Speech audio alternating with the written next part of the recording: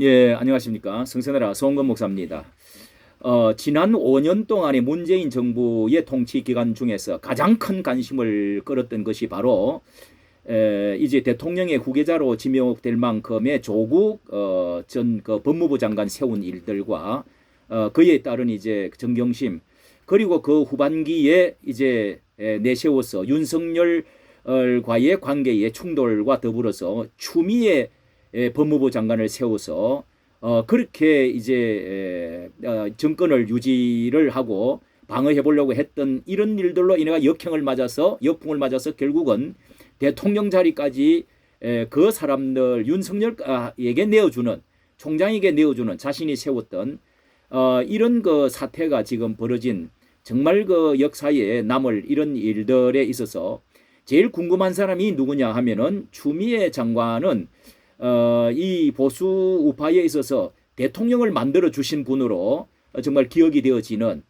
이런 1등 공신이다고 말을 하고 있는데, 참 이 근황이 굉장히 궁금한데 한마디 말을 하고 있지 않다는 것 궁금하고요. 또 문재인 대통령은 과연 이제 나의 지지 기반이 되어지는 양산에서 지금 시골 보림 밀짚 모자를 쓰고 농사를 짓겠다고 평안한 가운데 여생을 마치보자고 하지만은 그 어떻게 되어질 것인가, 거기에 대한 지금 논란도 지금 많이 올라오고 있는 가운데 한번 너무도 보고 싶고 또 궁금한 일이기 때문에 간단하게 한번 살펴보도록 하겠습니다. 이 한동훈 이제 법무부 장관이 이제 윤석열의 그 가장 측근인 신복과 같은 사람이 법무부 장관으로 다시 교체가 되어지면서 제일 먼저 한 일이 이성윤, 이정수, 이정현, 심재철 등 추미애의 퀴즈를 모조리 자천했다 하는 것이 5월 18일 날 올라온 기사입니다. 5월 18일 날 정말 기추가 중복되어지고 앞으로 이 사태가 어떻게 되어질 것인지, 이 엄청난 검찰과 또 이 사건들이 어떻게 뒤바뀌어지게 되어질 것인지, 또 대통령은 어떻게 될 것인지 하는 점에서 친문 성향으로 분류되어지는 검찰 고위 간부들은 대부분 한직으로 밀려났다.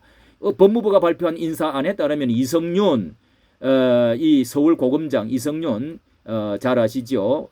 독직 사건. 그 다음에 이정수 중앙지검장, 이정현 다 23기 27기인데요. 공공수사부장 심재철 27기 서울남부지검장은 모두 법무부 연수원 연구위원으로 한직으로 다. 이종건도 서울 서부지검 경우 대구 고검 차장검사로 발이 났지만은 연구원으로 근무하고 있다. 이렇게 해서 모조리 지금 추미애 퀴즈의 사람들 다 이렇게 자천이 되어져 이렇게 세상이 완전히 바뀌게 되었습니다. 또 동시에 보십시오.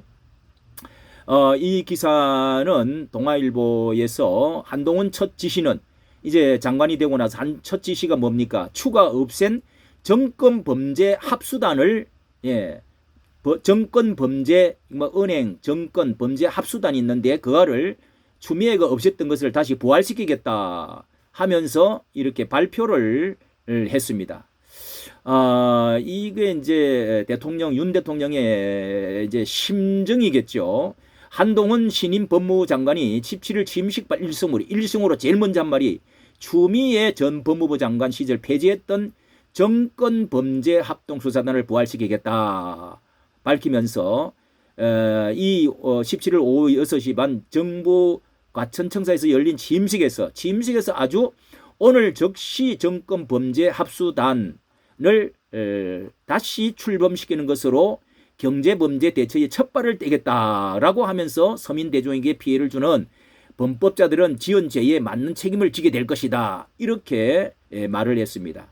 자, 여기가 이것이 추미애가 없애버렸던 것을, 이것이 이제 아주 관련 깊은 것이 있는데요.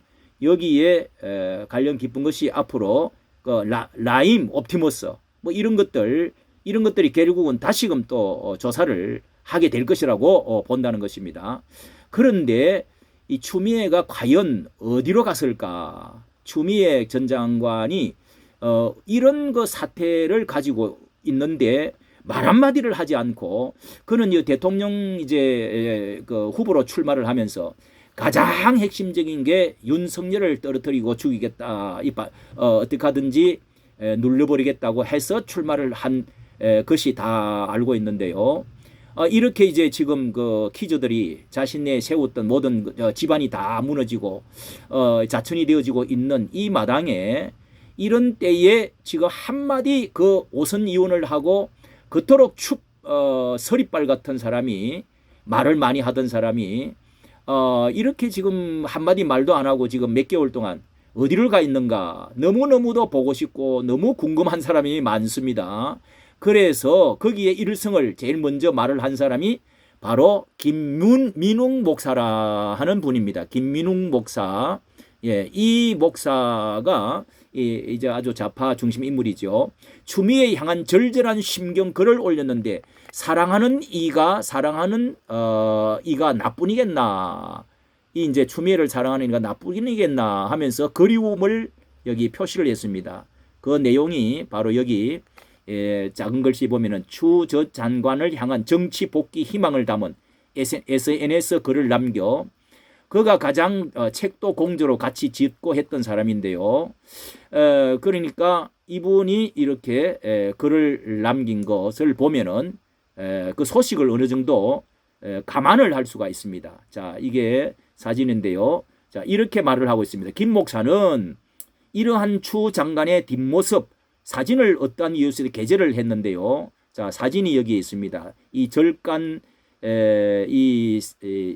이 사찰을 앞두고 이렇게 자주 사찰을 갔던 옛날에 그것도 한번 어려움을 당했을 때에 사찰이 갔을 때 전 장관이 한번 그렇게 부닥치고 나서 윤 그 총장과 극렬한 그 대치를 하는 가운데 사찰에 한번 가서 조용히 있었던 그 사진을 올리면서 또 아마 사찰로 백담사나 이런 데를 가지 않았을까 아마 이런 추측으로 말을 암시를 해주는 듯하게 이런 사진을 게재해 올린 것입니다. 여기는 의미가 깊다고 할 수 있겠죠. 그러면서 이렇게 말을 했습니다. 김 목사는 이러한 추 장관의 뒷모습 사진을 게재 왜 했는지를 밝히지는 않았지만은 그는 지금은 뭘 하고 지내시는지 만나기로 했다는 겁니다. 약속을 했다가 그 가족과 여행을 다녀온 뒤 보기로 했는데 아직 소식이 없다면서 물론 이렇게 보고 싶은 사람은 내가 사랑하는 사람이다. 사실 그를 사랑하는 이가 나쁘겠느냐 하면서 이어 더군다나 숱한 여성들도 그를 사랑하며 그토록 깊고 뜨거운 애정을 표현하고 온몸을 껴안고 기뻐하는 걸 보면서 감사했다면서 저당이라는 것은 민주당을 말하지요. 저당이 저런 지경이 되니 더욱 절실하다.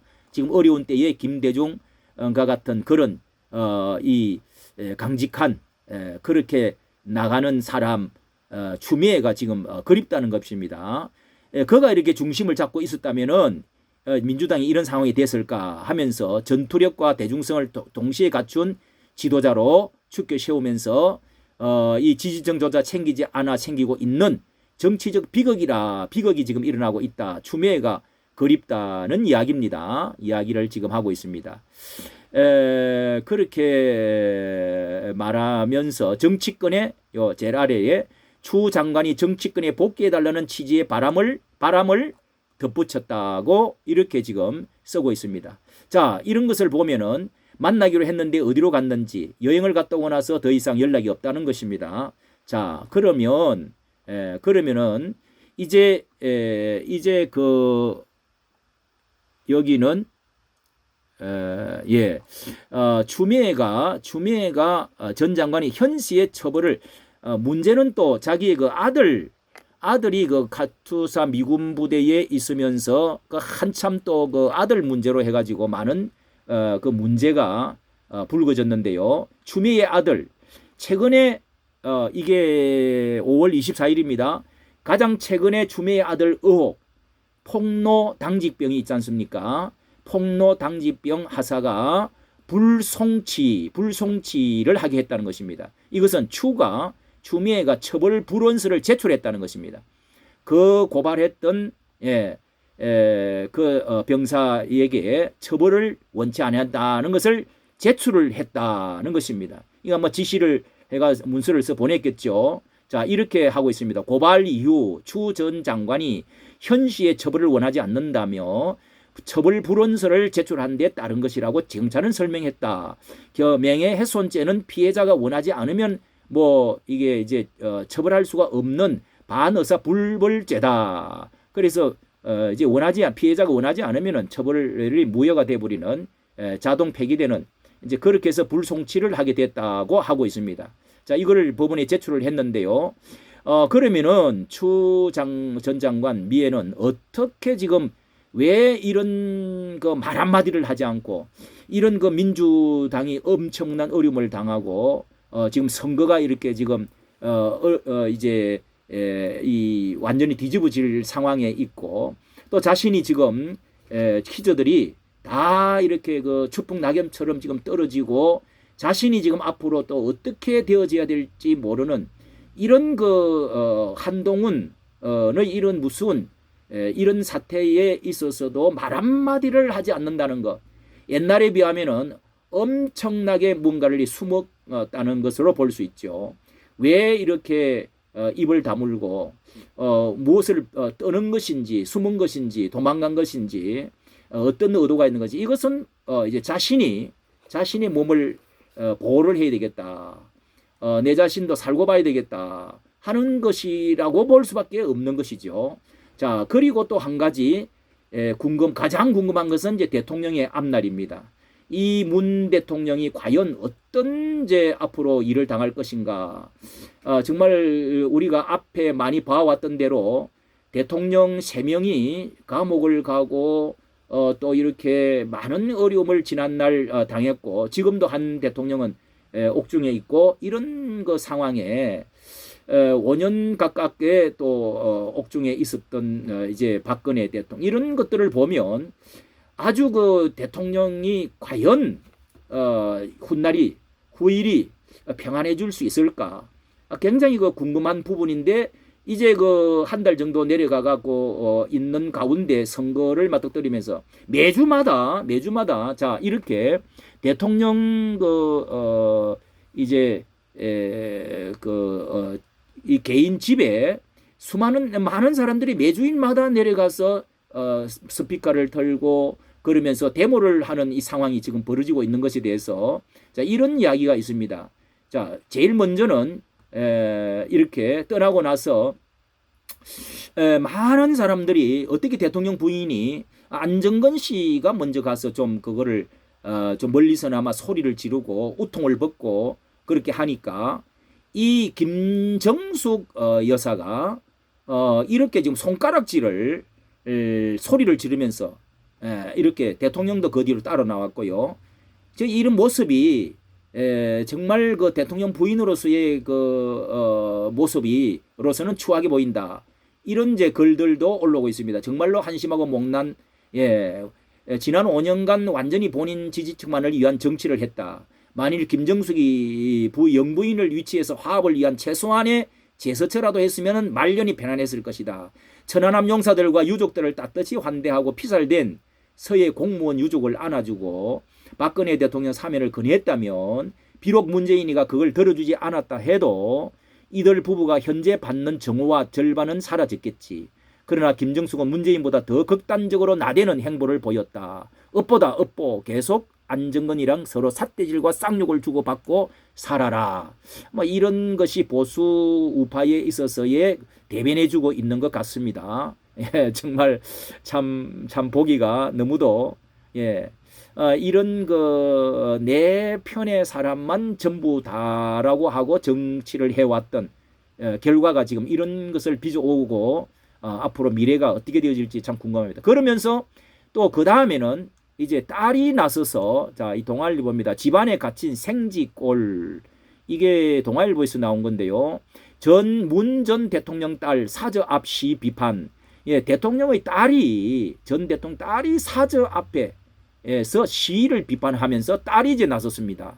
자, 이것도 참 그 아들도 앞전에 여러 가지 이게 여러 가지 그 말썽이 많이 있었는데요.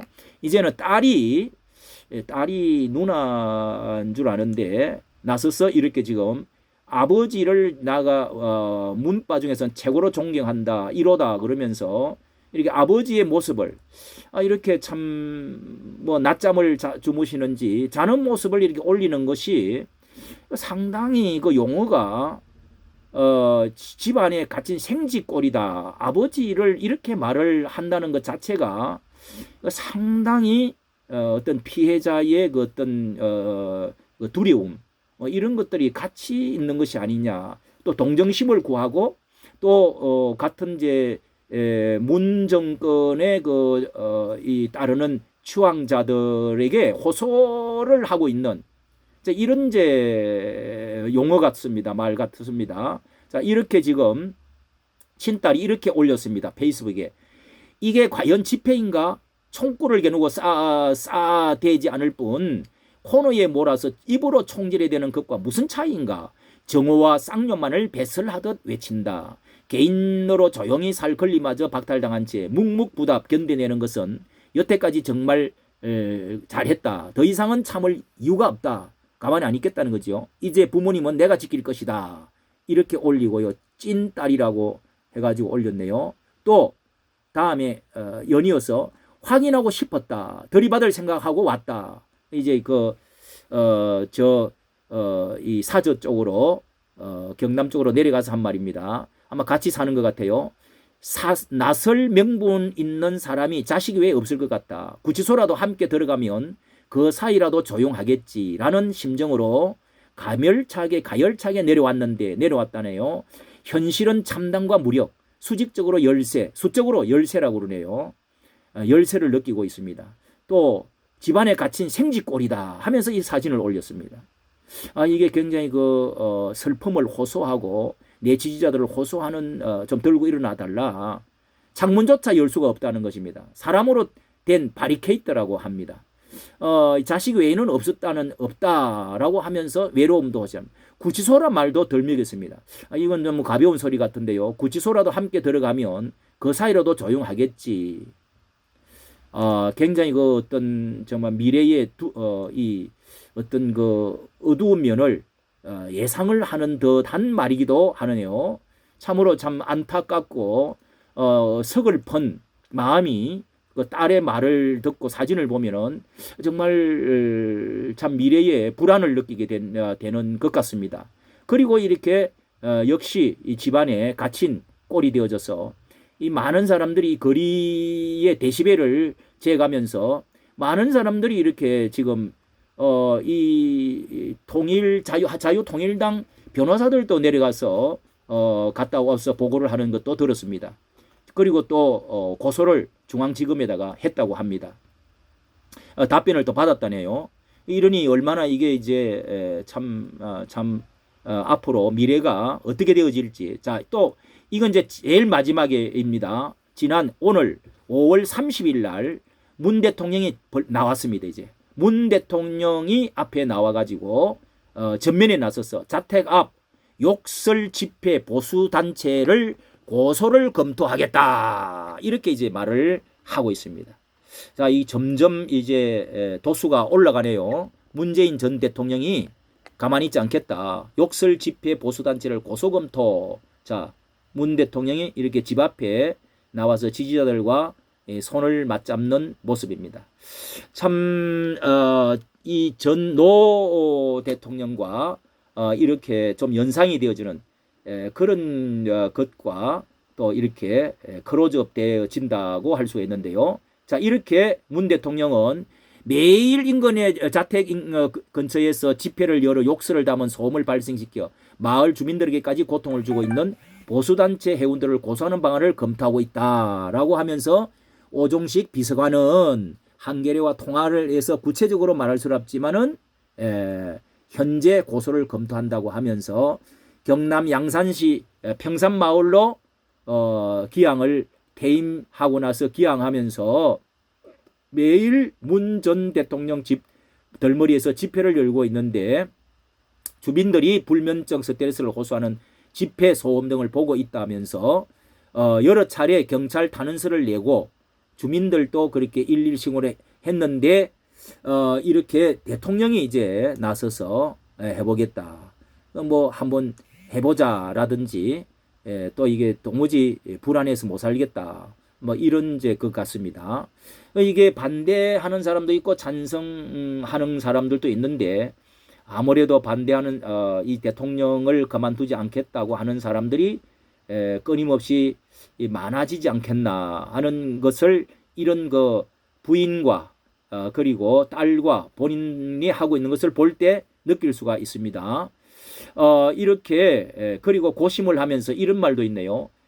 그런 고소를 막을 방안이 고소를 하려고 하지만은 검토하지만은 오히려 집회를 부추길 수도 있어 문 대통령 쪽이 고심하고 있는 상황이다라고 했습니다. 이 학생기 소음, 욕설이 함께하는 반지성이 한번 이 고소를 검토하기 전에 이런 말을 했습니다. 페이스북에 학생기 소음과 욕설이 함께하는 반지성이 작은 시골 마을 일요일 평온과 자유를 깨고 있습니다. 이 얼마나 불안하겠습니까? 평산마을 주민 여러분 미안합니다. 이제 이런 것을 빌미로 해가지고 이제 평산마을 주민 여러분들에게 미안합니다라고 이렇게 한 적이 있습니다. 다혜 씨도 이렇게 지금 성질이 나서 이게 과연 집회인가 하고 총질이 되는 것과 무슨 차이인가 하고 정오와 쌍욕을 배설하면서 외친다. 창문을 열 수 없다 하면서 이렇게 말을 이제 하고 있는 것입니다. 자, 오늘 여기까지 이 가장 우리가 궁금해하고 하는 두 개의 문제를 이렇게 말씀드렸습니다. 감사합니다.